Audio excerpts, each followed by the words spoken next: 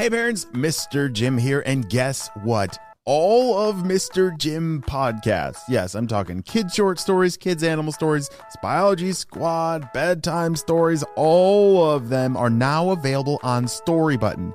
Storybutton is my invention that I invented to make it easier for kids to listen to podcasts, their favorite stories, off of screens. Parents, you know how it goes of putting kids to bed, maybe having to use your phone or an iPad to listen to stories. Well, we want to put that to an end and make it easier for you all to listen to audio stories off of a screen. Storybutton is a device that connects to your internet to freely access all of the great kids podcasts available in our library. Go to storybutton.com to learn more. And when you order today, you can save $20 and get free shipping at storybutton.com.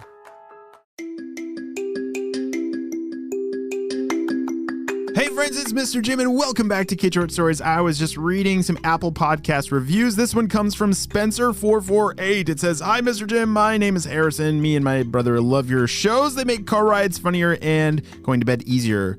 Oh, and my dad loves it when you say ginormous." I do say ginormous a lot.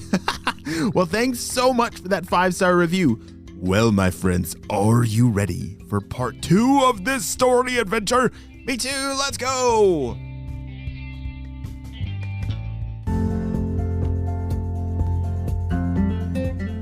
On the last episode, we saw that Lucille and Ruth had woken up to a ginormous sunflower growing in their backyard. See, I said ginormous again. Well, that ginormous sunflower grew all the way up to the clouds. And somehow they were very brave. Braver than me, even. Lucille and Ruth climbed all the way to the top, only to find out that the stinky purple blimp crashed into the top of the sunflower in the clouds. And what in the world is going to happen next? I'm not sure, but let's see. Oh man, who was driving this thing? How did you miss this giant flower sitting right here in the clouds? I was driving. Steve? We were in the clouds. I thought, we're just cruising through the clouds. How am I supposed to know that there's a giant sunflower? Well, if you were paying attention, you would have seen this giant yellow thing. Wow, this is the biggest flower I've ever seen. But anyway, how stuck are we? Well, it looks like the propellers got stuck in some of the pedals. And this thing over here seems to be grabbing onto us. We might need to cut down that thing. You mean that ivy? Oh yeah, I'll go down and cut that ivy off. You gotta go fix the propeller, okay? Okie dokie. Lucille, what are you doing? We gotta get out of here, whispered Ruth. Yeah, but what if we were able to do something to the purple blimp? Like, I don't know, those purple ninjas seem distracted in trying to get it unstuck. Do we have anything on us? Said Lucille. No, I didn't think of bringing all of our spy gear up here. We were just climbing up this plant and... Wait a second, said Ruth. Those little berry things that you pulled off, do you still have some in your pocket? Lucille reached inside of her pocket and pulled out 2 of those berries. You mean these? Yeah. They smell so amazing. I can't imagine the purple ninjas or Dr. Stinky Breath would want some of those exploding in their blimp. What do you think? Do you think we should grab some more and toss them inside of the blimp? See what happens? I love the way you think, Ruth. Come on. Lucille and Ruth carefully climbed back down to where some more of those very amazingly beautiful smelling berries. They weren't exactly berries. They're kind of like jelly balls.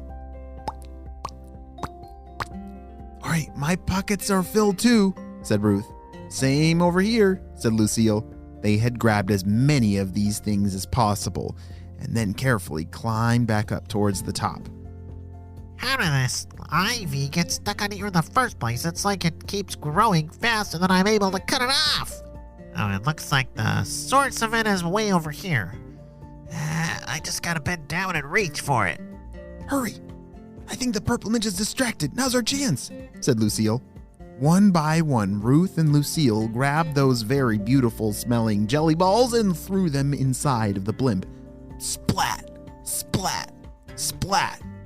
When they hit, they were almost like water balloons that exploded all over the blimp and instantly filled it with the most wonderful smelling flower smell. Kind of like if I were to dry my clothes and put in a nice little dryer sheet and it smelled like flowers. That's what it smelled like. Purple ninjas? What is going on and what is that smell? Ruth, I think now's our cue. We gotta get out of here. Let's get back down to the ground, said Lucille. I'm right with you. Come on. Ruth and Lucille started to slide down the stem of this ginormous sunflower.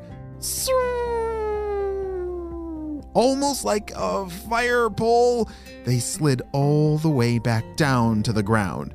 And it was just in time because those purple ninjas were getting called back in by Dr. Stinky Breath.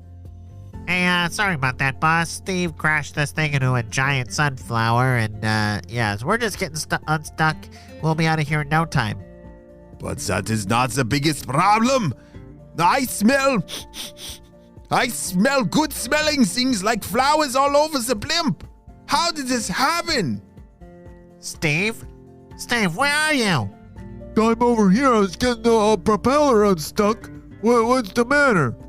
It smells, not good. Well, it smells good, which is not good. You know what I mean? Purple ninjas, get this dirtied up. Get the dirty spray and start stinking this place up.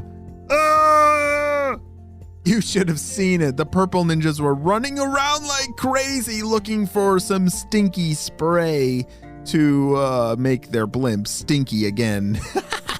I'm pretty sure that Lucille and Ruth sent a good message for that purple stinky blimp to stay away from here, or else they'll get, flower sprayed with some jelly balls. Wow, great job, Lucille and Ruth. That was an amazing adventure. I can't believe that magical seed from your grandparents actually grew into that giant sunflower. Wow. Even though this is the end of our story, I think it's only just the beginning of Lucille and Ruth's amazing adventures that lie ahead. I wonder what they're going to turn that giant sunflower into. Maybe they'll put a tree house in it. Well, I guess it's not a tree. Maybe it'd be like a flower house. Yeah, that's a good idea. They should build a giant flower house in their giant sunflower plant. But that, my friends, is an adventure for another story. The end.